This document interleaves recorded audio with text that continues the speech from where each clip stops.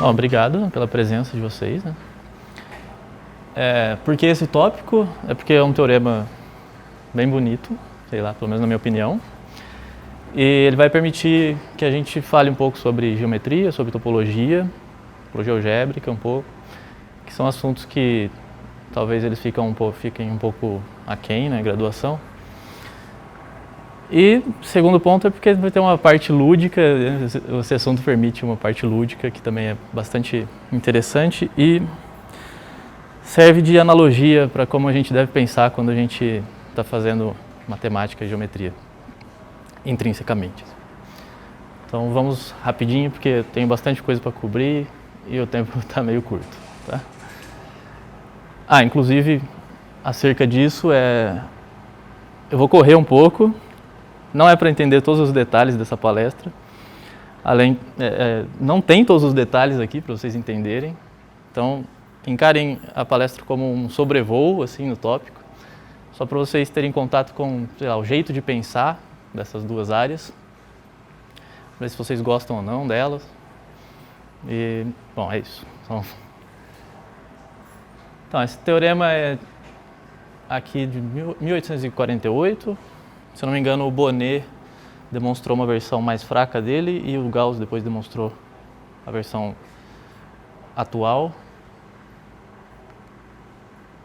E vocês devem estar meio intrigados com esse símbolo aqui. Vou começar com um pouquinho de cultura geral. Esse símbolo não é um beta, tá?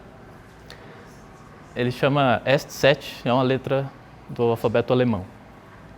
A gente pode ver como ele surgiu se a gente olhar para a assinatura do Gauss. Aqui, antigamente, eles grafavam, quando tinha dois S, assim, eles grafavam esse S comprido. Esse S tem a ver também com o símbolo da integral, que a gente usa hoje. Aquilo lá não é um I, é um S. Vem de summa, que significa soma. E com o tempo, essa perninha aqui foi juntando nessa aqui e virou essa letra aqui. Ok, então vamos começar de fato agora, né?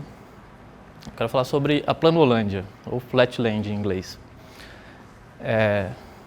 Não é um livro sobre matemática, é um romance mesmo. E ele fala o protagonista do livro é um quadrado, e o quadrado vive num lugar que eles imaginam que seja um plano. Mas eles imaginam que seja um plano porque eles não exploraram o mundo deles inteiro ainda. Então tem o quadrado aqui, o nosso protagonista, tem um amigo dele, o hexágono. E, bom, o livro, apesar de parecer meio bobinho, ele tem um certo valor literário, porque você tem que interpretar ele como sendo uma grande metáfora, assim, né? Eles têm uma sociedade hierarquizada, na qual os seres são julgados pelo número de lados que eles têm, quanto mais lado, mais perfeito. Tem a revolta dos polígonos irregulares, que você pode ver como que eles são discriminados, né? Você pode ver como a discriminação das minorias e tal. E tem um certo momento em que uma esfera visita o quadrado e leva ele para passear no mundo 3D e ele olha, consegue ver o mundo dele. E a gente vai imaginar aqui que ele olhou e viu que não era um plano. Na verdade, o mundo deles ficava contido numa região limitada. E esse encontro com outras dimensões você pode interpretar como algo místico, algo, não sei, religioso, aí depende de você.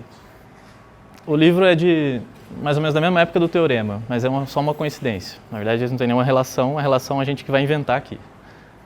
Eu esqueci de passar o negocinho aí.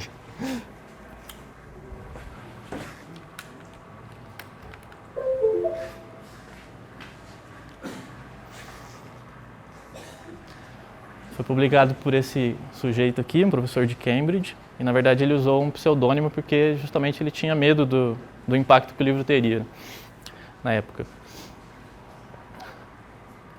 Tem a versão brasileira em português. Eu não sei se é domínio público ou não, então eu não vou sugerir que vocês procurem na internet, mas eu também não sei se está disponível ainda, se não está esgotada essa edição. Tem um filme também que foi transformado em animação que vocês podem ver no YouTube. Eu não vou passar porque a gente já estava com o tempo curto e ainda mais agora com esses problemas. Então o que a gente vai fazer aqui é uma releitura. A gente vai explorar como é que o quadrado poderia ter descoberto a forma do mundo dele sem ter saído do mundo dele, né? Que ele não consegue, ele está preso lá. Então, se é uma esfera, um toro ou um hiperboloide desses, como isso é possível? Isso tem muito a ver com como a gente faz matemática, como a gente faz geometria, topologia intrinsecamente aqui, tem que ficar claro. Bom, então, digamos que o quadrado, depois que a esfera visitou ele lá, ele ficou muito intrigado em ter visto que o mundo não era plano como eles achavam, e ele resolveu que ele ia sair numa expedição só para encontrar a borda do mundo ou explorar, que seja. E ele saiu em direção norte e, para surpresa dele, muito tempo depois, umas semanas depois, ele chegou de novo na cidade de onde ele saiu. Só que ele chegou pelo sul e não pelo norte. Então, depois de pensar muito, a primeira coisa que ele conjecturou é que eles viviam numa esfera, né? Ele já tinha tido contato com uma esfera antes, então foi a primeira coisa que ele pensou. Mas, é claro, os amigos dele não acreditaram nele, né? Porque é um maluco que ele está falando. Eles falaram, não, você foi virando bem devagarinho assim, e acabou fazendo um círculo muito grande, você achou que estava indo em linha reta, mas não foi isso. Então, ele pensou, não, para eu convencer esse pessoal eu vou ter que argumentar de uma maneira mais precisa. Então vamos ver um pouco da matemática envolvida nisso.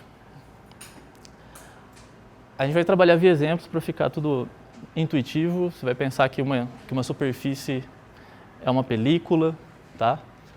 Eu vou falar da definição, mas a gente não é para levar a sério a definição, tá? Senão vai ficar muito técnica a palestra. Então, via exemplos. A gente tem uma esfera, um toro, um bitoro, que a gente pode colar 2 toros, assim por diante. A gente tem superfície de revolução, que quem fez cálculo 2, eu acho, já viu algo do tipo. Gráficos de funções. A gente só vai assumir que as funções sejam suaves. Suaves aqui é o sentido é ser diferenciável pelo menos uma vez, tá? Quer dizer, elas não têm bicos, elas podem ser tortas, mas elas não têm bicos e pontas, etc. Tem as cônicas e quádricas, as quádricas, né, da GA, que eu creio que todo mundo deve ter visto já. Bom, rapidinho a definição formal, só para vocês verem como é que a gente realmente formaliza tudo isso. Uma superfície vai ser um pedaço do R3, por enquanto, que para cada ponto ele tem um aberto, e um aberto do R2, e uma aplicação entre esses dois caras. Essa aplicação é diferenciável, ela se restringe a um homeomorfismo, quer dizer, ela é uma deformação, o U deforma no V. E uma condição mais técnica ainda é que a diferencial dela é injetiva. Isso significa, no fim das contas, que a diferencial leva a base canônica aqui do R2 em 2 vetores LIs, lá no R3. E esses vetores geram um plano que é tangente à superfície. Então, assim como no cálculo a gente fala de retas tangentes à curva, aqui a gente pode falar de planos tangentes à superfície. Tá, então isso é um pouco da topologia diferencial da superfície. A gente vai falar um pouco da geometria agora. A diferença das duas é que a topologia está interessada mais em coisas qualitativas e a menos de deformação. E a geometria a gente está realmente interessado em medir coisas, medir quantidades. Então, por isso a gente pode usar, por exemplo, a análise, depois que a gente tem essas medidas, para investigar esses objetos. Então, vamos começar com uma curva em R2, tá?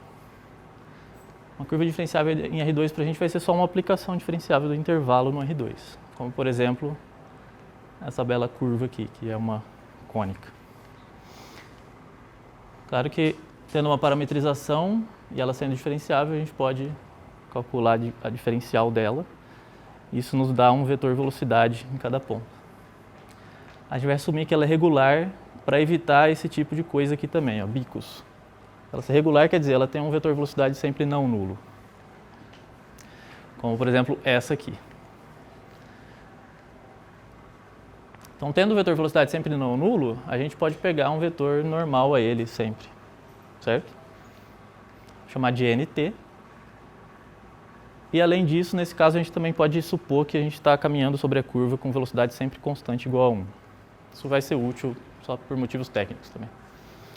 Quando a gente faz isso, quer dizer que a segunda derivada da t, que seria a aceleração da t, sempre é normal ao caminho que você está percorrendo.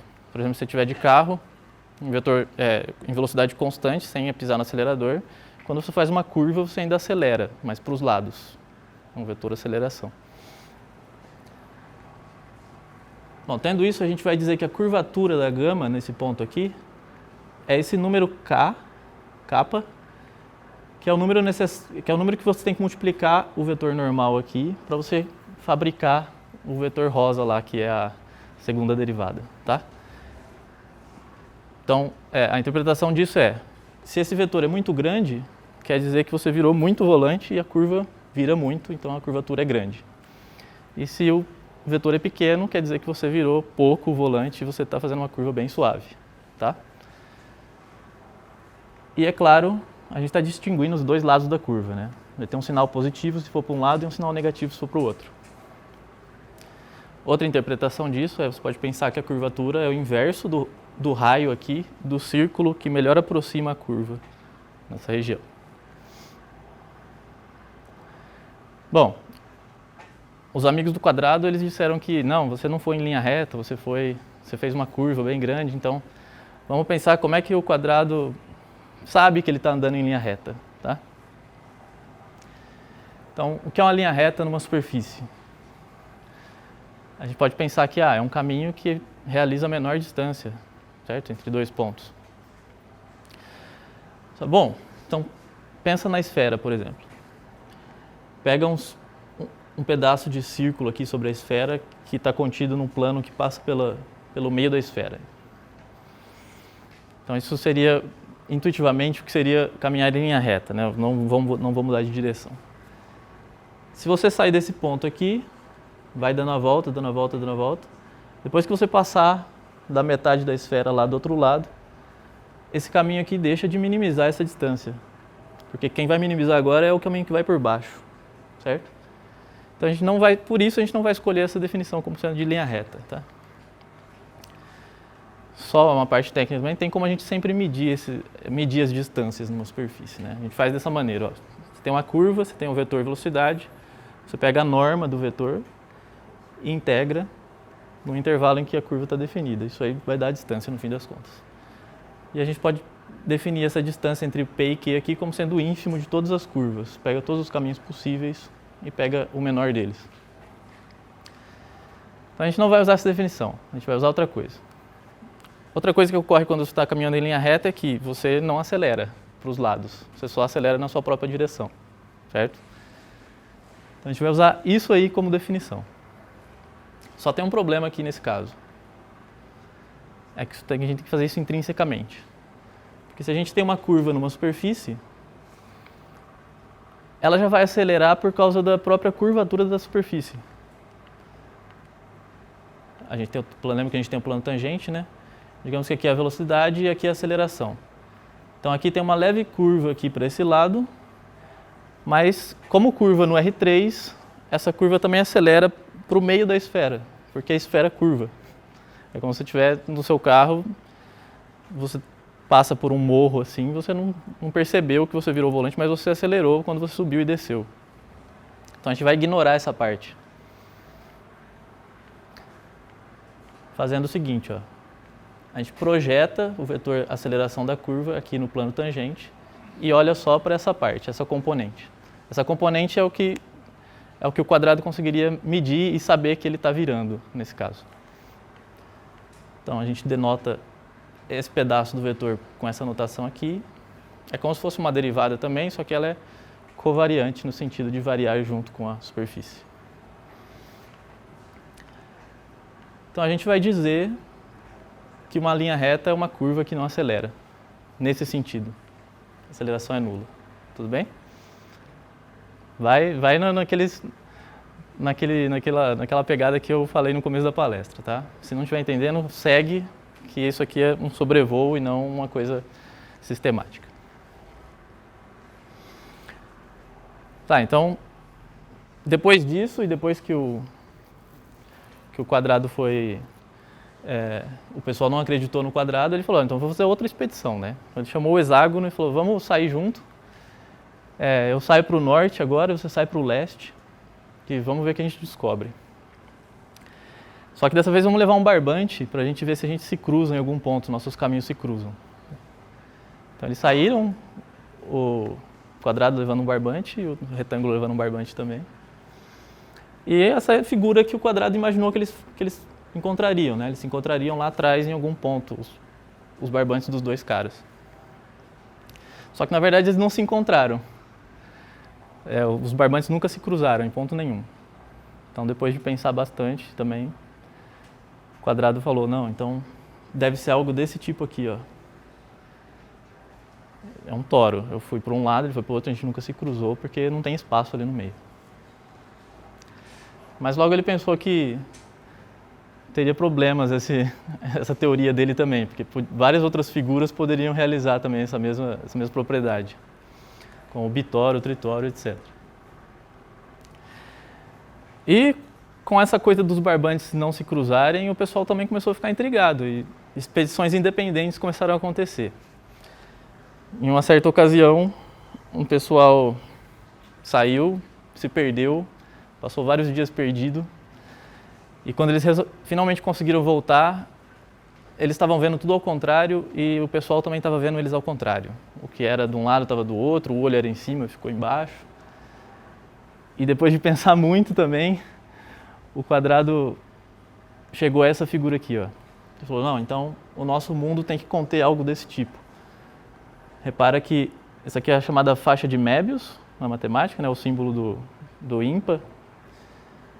Se o quadrado sai aqui, ó, com o olho e a boca desse lado, e escrito square aqui de quadrado, e dá uma volta, ele volta com o olho e a boca refletido, e o que está escrito também volta refletido, ele volta inteiro refletido. Matematicamente, isso quer dizer que a planolândia não é orientável. Uma superfície a gente vai dizer que é orientável quando ela tem um campo de vetor normal, que aponta sempre para fora dela. Nota que essa aqui é orientável, essa é orientável, e essa aqui, a faixa de Möbius, não é orientável. Sempre que você começa, você volta com o campo apontando para o outro lado. Esse campo não é contínuo. Bom, apesar de eu estar usando um campo de vetores aí que não faz parte da superfície, esse conceito é algo que o quadrado conseguiria formular intrinsecamente lá. A gente só não vai fazer porque realmente não vai dar tempo. Então tá, nenhum dos exemplos que eu dei antes era não orientável, né? Só a faixa de Möbius por enquanto.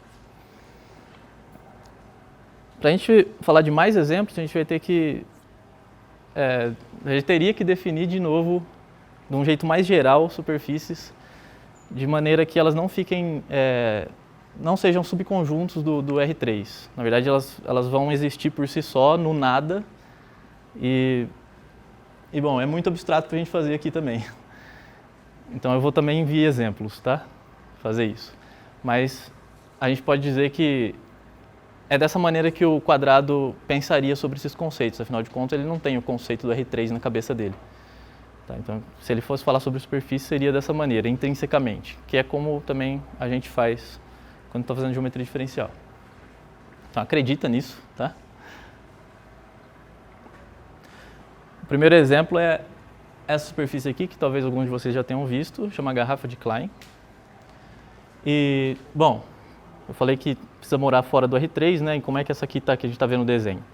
A gente está vendo o desenho porque tem essa autointerseção aí, nesse desenho. Na verdade, essa autointerseção não existe, ela só aparece quando a gente tenta desenhar ela dentro do R3, tá? Mas ela é uma superfície, de fato, como as outras, ela não se autointersecta. E tem um outro cara que é o espaço projetivo, que apesar de ter algumas figuras, eu acho que nenhuma delas é satisfatória e confundiria mais do que ajudaria. Então eu vou desenhar o R3, o espaço projetivo para vocês aqui. Como o nome diz, né? Projetivo, a gente está interessado em projeções. A gente vai imaginar. Tudo bem na faixa de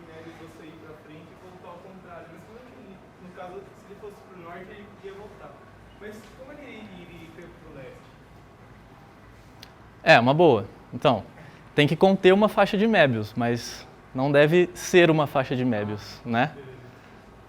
Obrigado. Então, imagina que a origem do R3 aqui é um olho, que vê em todas as direções. Imagina que esse olho aqui estaria vendo, então. Tudo que estiver em cima de uma reta que passa pela origem aqui, bom, se você tem 2 pontos aqui, você só enxerga esse primeiro ponto, esse aqui está atrás. Certo? Então, o espaço projetivo é o que esse olho estaria vendo. Ele é o conjunto de todas essas retas que passam pela origem. Então, um ponto no espaço projetivo é uma reta. Para a gente melhorar um pouco isso, pega uma esfera aqui, cada reta corta essa esfera nesses 2 pontos, né? O cara e o antipodal. Então, o espaço projetivo é a esfera, vou botar assim que ele está lá atrás. A esfera, depois da gente identificar os pontos antipodais. Esse cara tem que estar identificado com esse. Então, pega o equador aqui. Cada ponto aqui tem um representante aqui em cima. Cada par de pontos tem um representante aqui em cima. Então, o espaço projetivo é essa metade. Aqui tem um ponto só para cada, aqui na parte de cima aberta, sem a coisa, tem um ponto só para cada ponto do espaço projetivo. Só que falta a gente identificar esses caras aqui, né? Então, a gente quer só saber como é a topologia do espaço projetivo. A gente pode achatar isso agora, vai virar um disco preenchido com esses pontos aqui identificados. A gente denota isso dessa maneira. Vou escolher 2 pontos aqui, eu vou colocar uma seta para cá e uma seta para cá para dizer que quando eu percorro de assim, eu tenho que identificar os pontos quando eu percorro de assim. Esse com esse, esse com esse, esse com esse. Topologicamente a gente também está livre para deformar, então eu vou deformar mais um pouco para isso aqui virar um quadrado. Agora essa seta aqui vai virar essas duas e essa de baixo aqui, essas duas. E na verdade essa ideia vai ser bem útil para a gente. Aqui é essa figura que está aqui.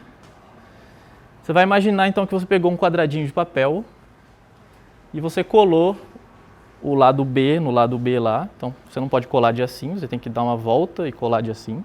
Então você fabrica uma faixa de Möbius aqui. E a mesma coisa com o lado A e com o lado A. Depois você tem 2 pedaços e você tem que colar eles de acordo com as diretrizes dessas setas. Dá para fazer isso com a garrafa de Klein também, só que você muda a orientação das setas. A garrafa de Klein, você cola o B com o B, você formou um cilindro, e agora você tem que pegar o cilindro e não colar direto, porque o A está em direções opostas, você tem que vir por dentro e colar de assim. Você vai formar essa figura aqui. Na verdade dá para fazer isso com todas as superfícies. A esfera está aqui, o tório está aqui, e isso tem muito a ver com topologia algébrica, porque a gente reduziu uma superfície aqui a um objeto que é bem combinatorial.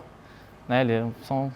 Você pode escrever isso aqui como sendo, sei lá, A com um sinal para cima ou para baixo, bem como uma sequência de letras com sinais. Então, a gente traduziu um problema da topologia na álgebra. Já que a gente está falando de topologia da superfície, vou falar um pouco mais sobre isso. Toda superfície tem uma triangulação. Uma triangulação é simplesmente isso aqui. Eu vou repartir a superfície em vários triângulos, dessa maneira. Tem outro exemplo aqui. A gente vai admitir, isso aqui é um teorema da topologia, mas a gente vai admitir que aqui a gente vai admitir esse resultado, tá? Toda superfície tem uma triangulação dessas. A primeira coisa que dá para a gente fazer com uma triangulação é associar um número a uma superfície. Você pega a triangulação, pega o número de vértices que essa triangulação tem, o número de arestas, o número de faces, soma tudo e subtrai o número de arestas. Por exemplo, aqui, essa triangulação da esfera, a gente tem 12 vértices, 30 arestas e 20 faces. E esse número aqui, que chama a característica de Euler da esfera, dá 2. Nota que eu estou carregando a triangulação aqui, porque por enquanto a gente não sabe se esse número depende ou não da triangulação que a gente escolheu. Tá? Mesma coisa do toro. A gente pode pegar essa triangulação aqui, que no diagraminha poligonal do toro se traduz a isso. E se você contar os números aí, a característica dá zero. Nota que se eu pego, por exemplo, a esfera e eu deformo a esfera continuamente, a triangulação deforma junto. Então, esse número não muda. Então, você pode argumentar dessa maneira que não tem como você deformar uma esfera num toro, porque esses números aqui são diferentes, certo? Então, isso também é um pouco do espírito da topologia algébrica. A gente encontrou um invariante, que é esse número, que ele não muda quando a gente deforma, e ele serve para a gente distinguir as diferentes superfícies. Outra coisa que dá para a gente fazer com uma triangulação é um jeito sistemático de pegar uma superfície e associar um diagrama desses. Como é que a gente faz? Bom, triangula, agora pega uma tesoura aqui e sai cortando através das arestas, só que vai marcando qual aresta tem que colar com qual depois. Essa com essa, essa com essa. Agora é topologia, a gente pode deformar.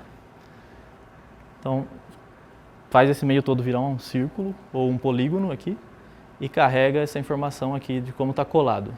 Depois disso, você pode até simplificar um pouco mais, porque no fim das contas isso aqui é simplesmente esse lado colado com esse. Então, economizar algumas setas. E a gente recupera o diagrama da esfera lá. Agora, é uma outra operação que a gente vai precisar aqui. De soma conexa, a ideia é bem simples. Você vai pegar duas superfícies, vai tirar um círculozinho de cada uma delas e depois vai colar as duas nesse círculo que você tirou. Tá? Via os diagramas, a gente pode pegar o círculo como sendo esse pedacinho aqui, ó, que encosta no vértice. A vantagem de fazer isso é que depois que a gente retirar esse miolinho aqui, esse pedaço aqui a gente pode abrir dessa maneira, e a mesma coisa do outro lado, e fazer essa colagem e simplesmente colar os dois papeizinhos aqui dessa forma. Bom, e essa ideia, na verdade, ela é poderosa o suficiente para a gente classificar todas as superfícies possíveis. Toda superfície compacta S ou é uma esfera, ou é uma soma conexa de vários toros, um toro, um bitoro, um tritoro, etc. Ou é uma soma conexa de vários espaços projetivos. Eu ia fazer isso aqui em mais detalhes, mas eu acho que vou passar essa parte, porque a gente está com o tempo meio corrido. Aqui é a ideia da demonstração. A ideia da demonstração é a seguinte: a gente parte de um diagrama desses, que sempre é possível, a gente já viu, através de uma triangulação. E a partir daí a gente faz uma série de operações de recortar e colar esse polígono, para no fim das contas meio que colocar esse polígono numa forma canônica, digamos assim. Aqui eu vou passar os passos dos recortes, tá? Basicamente primeiro a gente se livra de todos os vértices que são diferentes, aí a gente fica com um polígono que tem todos os mesmos vértices. E depois a gente, segue cortando e colando até você obter algo desse tipo aqui, ó. A gente fez uma série de operações e transformou o polígono em geral em uma coisa que a gente não conhece aqui e algo desse tipo. Aqui a gente tem, ó, esse lado identificado com esse e esse lado identificado com esse. Esse aqui é um toro soma conexa com alguém, tá? E depois você repete esse processo todo com esse alguém aí e você vai tirando vários toros. Isso se a gente supor no começo que ela é orientável. Quando ela não é orientável, em vez de fazer esse processo aqui e ir tirando toros, a gente vai tirando espaços projetivos, mas a ideia é a mesma.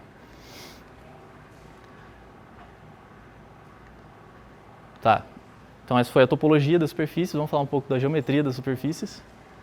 Igual a gente fez para curvas lá, a gente está interessado também em quantificar o quanto a superfície curva, se ela curva pouco ou se ela curva muito, em certos pontos. Essa é a curvatura da superfície. Bom, a definição, ela também envolve a gente olhar para a derivada de campos de vetores, assim como a gente fez a gente derivou o vetor velocidade lá, né, a velocidade e a aceleração da curva. A gente tem essa aplicação aqui, não vou entrar nos detalhes dela, porque é um pouco técnico, mas a ideia aqui pega o campo normal lá, unitário, e olha para a derivada desse campo. A derivada vai capturar o quanto esse campo está variando, se ele varia pouco ou se ele varia muito, quando você varia o ponto. E, bom, o que eu quero que vocês peguem daqui é que para cada ponto a derivada dessa aplicação aqui é uma aplicação linear, ou seja, no fim das contas é uma matriz 2×2. Tá? Agora eu vou caracterizar a curvatura e vai ficar mais geométrica a coisa. A gente vai definir a curvatura como sendo o determinante dessa matriz. Em cada ponto você tem uma matriz e aí você calcula o determinante dela. Aí é um teorema que esse operador, essa matriz é autoadjunta, então ela tem uma base de autovetores, esse é o teorema da álgebra linear. E a gente pode reescrever essa matriz agora nessa base de autovetores dela. Como são autovetores, ela vira uma matriz diagonal, assim, com dois caras, aqui. E a curvatura é o produto desses dois caras. Geometricamente, o que isso significa? Bom, você tem as duas direções lá dos autovetores. Aí na direção do primeiro autovetor você passa um plano aqui, corta a sua superfície. Esse plano vai determinar uma curva plana aqui, a intersecção desse plano com a superfície. A curvatura, a primeira curvatura aqui, é a curvatura dessa curva naquele sentido que a gente deu antes, curvatura de curvas. É o inverso do raio do círculo que melhor aproxima a curva ali. E depois você faz a mesma coisa na outra direção e multiplica as duas curvaturas que você obtiver. Outra caracterização para isso aqui é, dado o ponto da superfície, você pega todos os planos possíveis, olha para todas as curvas e todas as curvaturas, pega a maior e a menor e multiplica. Essa eu acho que é a caracterização que eu mais gosto, que é a que me deixa mais geométrica. Então, alguns exemplos aqui, a gente pode pegar um cilindro, ó. Você coloca o plano lá e gira. Você vai encontrar uma direção em que a curvatura é zero e uma direção em que a curvatura é máxima de assim. Aqui você vai multiplicar os dois, a curvatura vai dar zero. Aqui no paraboloide hiperbólico, você vai encontrar uma direção que ela curva muito para um lado e depois outra que ela curva muito para o outro lado.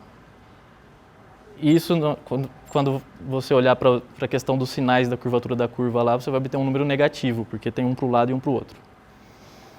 E na esfera, você vai ter duas direções que curvam para dois lados, para o mesmo lado, então você vai obter um número positivo. Então, curvatura zero, curvatura negativa, curvatura positiva.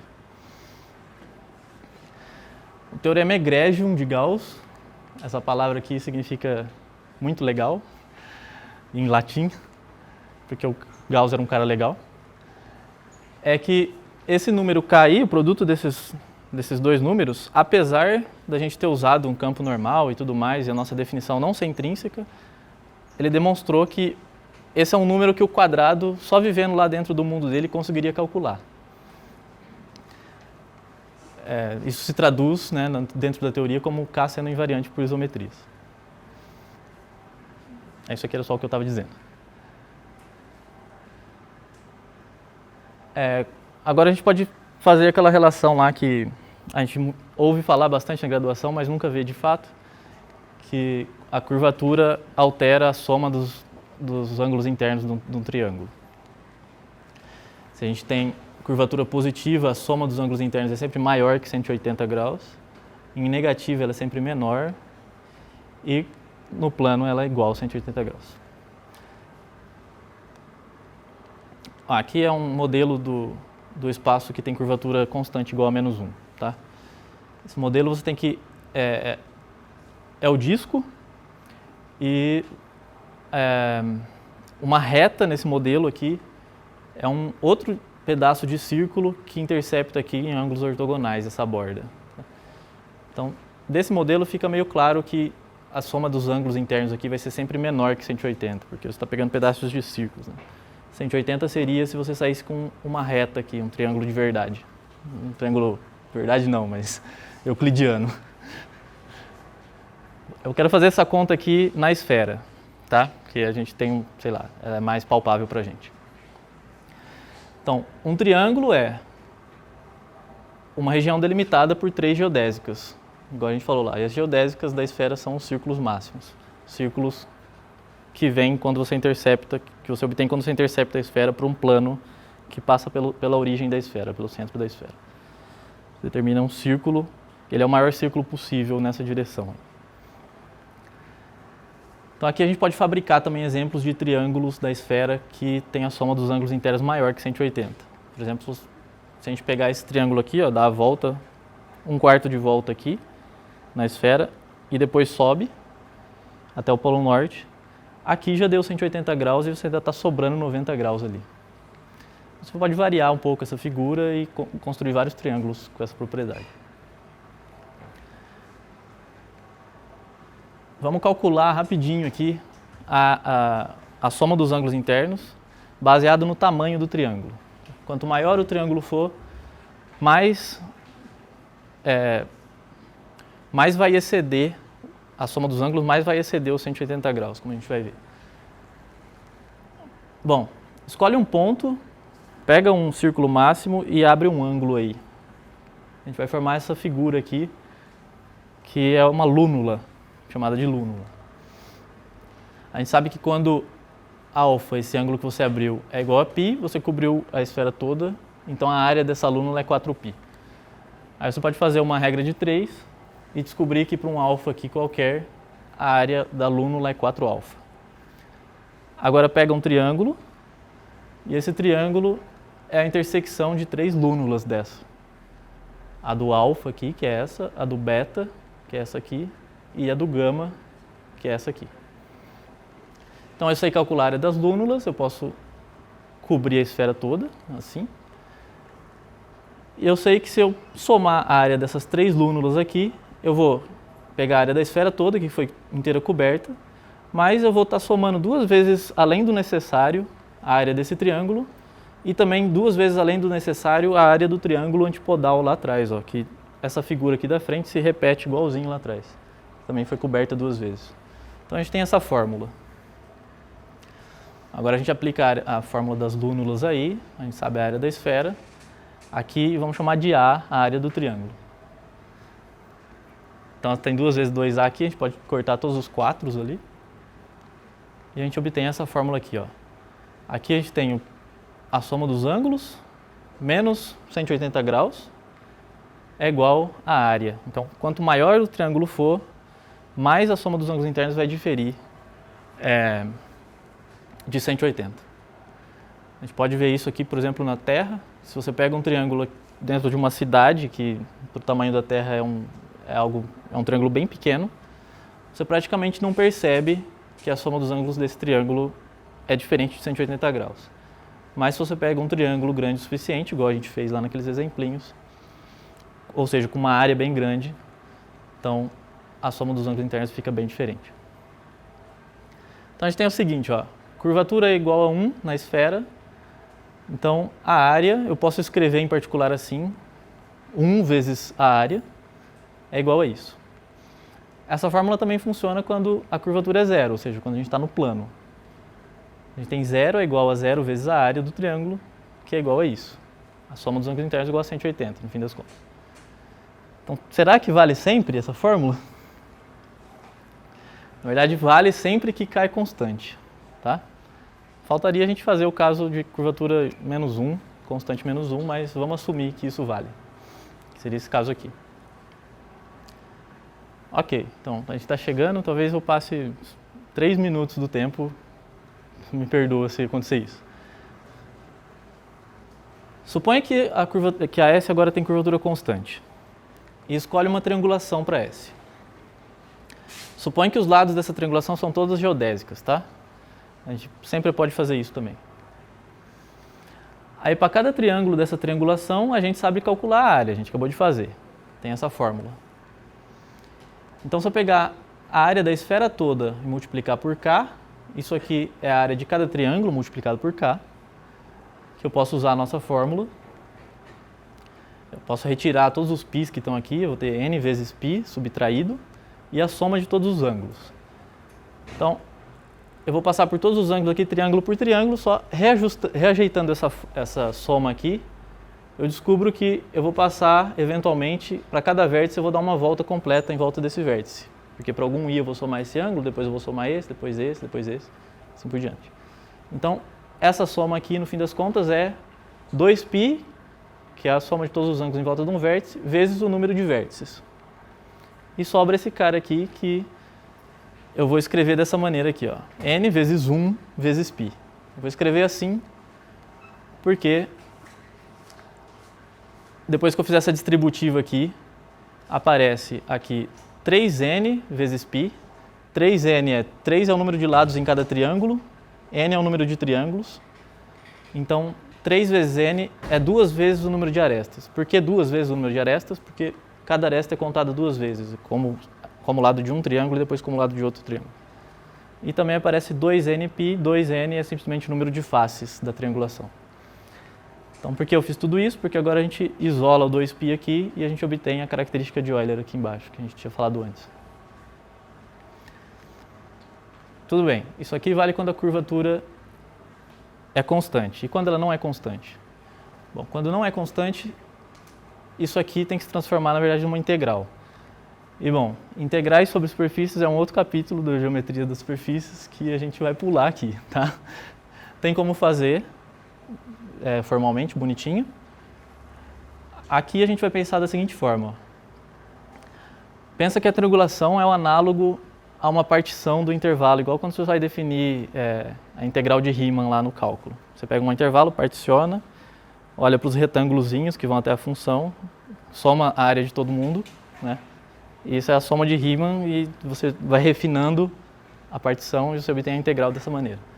Aqui a gente vai pensar da mesma forma. Ó. Os triângulos são a partição e a gente vai escolher um ponto aqui dentro de cada triângulo e vai supor que dentro do triângulo a curvatura é constante.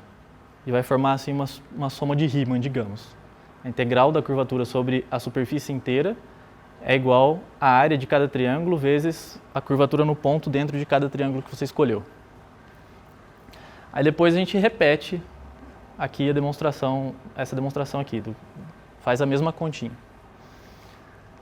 Então quando a gente vai refinando a triangulação, esse número aqui vai se aproximando desse. Como é que a gente vai refinar essa triangulação? Dessa maneira, ó, você escolhe um ponto aqui dentro e você transforma um triângulo em 3 triângulos novos. Essa estratégia ela é boa porque eu adiciono aqui 3 arestas e um vértice e eu adiciono 2 faces. Né? A gente pode pensar que essa face aqui é a face que já tinha anteriormente. E um vértice menos 3 arestas mais 2 faces é 0. Então, esse refinamento não muda esse número aqui, ó, que é a soma desses caras. Ou seja, a integral da curvatura é igual a 2π vezes a característica de Euler para qualquer triangulação T. Esse número aqui não depende da triangulação, então em particular a gente sabe que agora esse número aqui não depende da triangulação. Então eu já não vou denotar mais a triangulação junto. E esse é o teorema de Gauss-Bonnet. Diz que a integral da curvatura é igual a 2π vezes a característica de Euler. Então, primeiro, por que esse teorema é tão interessante? Ele serve de conexão entre essas duas áreas. Ó, teorema profundo nesse sentido, de conectar duas áreas distintas da matemática. Desse lado a gente tem um invariante topológico, que não depende do formato específico da superfície, só do formato dela menos de deformações. E ele tem um sabor bastante algébrico, né? Ele é combinatorial. Então desse lado a gente tem topologia e álgebra. E desse lado aqui a gente tem a curvatura, que é uma coisa quantitativa, um número que a gente obtém através de uma diferencial, que é um elemento da análise, uma integral, que também é uma coisa da análise, e é um número que traduz a geometria da superfície. Então desse lado aqui a gente tem geometria e análise. E o teorema diz que a gente tem uma igualdade dessas duas coisas, então é bem bonitinho por causa disso. Se você não está convencido que tem muita álgebra aqui, a gente pode reescrever isso aqui dessa maneira, na verdade, com o ranking de certos grupos, mas não vou entrar nesses detalhes. A interpretação é a seguinte: começa com a esfera, você pode deformar a esfera da maneira que você quiser. Por exemplo, aqui, se a gente achatar a esfera nesse pedaço, aqui dentro a gente tem curvatura negativa agora, porque curva para um lado numa direção e para outro lado na outra. Só que exatamente o mesmo tanto de curvatura negativa que a gente adicionou fazendo isso, a gente compensa com o tanto que a curvatura teve que aumentar nesses pontos aqui. Ó. Porque lembra, a integral da curvatura toda aqui em cima, ou seja, a curvatura média, digamos assim, tem que ser, no fim das contas, 2π vezes a característica de Euler, né? No caso aqui 4π. Isso pode fazer isso, deformar à vontade, que esse número não vai mudar nunca. Tá, então vamos retornar rapidinho aqui a história do quadrado, como é que ele usou toda essa matemática para convencer o pessoal de que eles não moravam no plano. Bom, a gente tem a classificação das superfícies, lembra? Ou é uma soma conexa de toros, ou é uma esfera, ou é uma soma conexa de espaços projetivos. E todas têm que estar nessa lista. A gente pode enumerar aqui com a característica de Euler delas. Então a gente pode distinguir sempre uma superfície pela característica de Euler dela, ou seja, qual linha ela está e se ela é orientável ou não. A gente já sabe pela expedição estranha que aconteceu lá que ela não é orientável, né? Porque o pessoal voltou refletido. Então a gente está nessa coluna. E aí o quadrado pensou numa última expedição, eles saíram numa grande empreitada, triangularam a planolândia inteira. Eles sabiam pelo teorema do Gauss-Bonnet que essa triangulação, que o número aqui não dependeria da triangulação que eles fizessem. E calcularam a característica de Euler da planolândia e acabaram descobrindo que deu -1 e, portanto, que a planolândia é uma garrafa de Klein, soma conexa com espaço projetivo. Bom, acontece disso aqui ser homeomorfo ao toro, soma conexa com espaço projetivo, e a vantagem disso aqui é que a gente pode desenhar.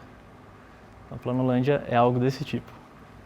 Aqui a gente tem a expedição do quadrado com o amigo dele, aqui é a expedição estranha, o pessoal saiu, atravessou a fronteira do espaço projetivo aqui, voltou refletido e voltou para a cidade.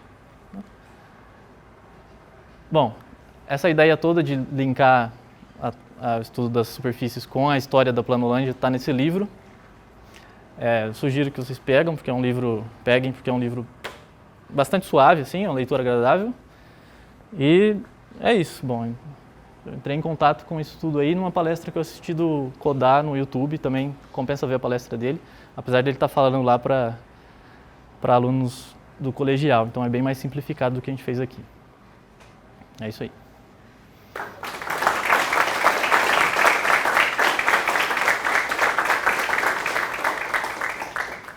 Desculpa o atraso, inclusive. Foram problemas técnicos.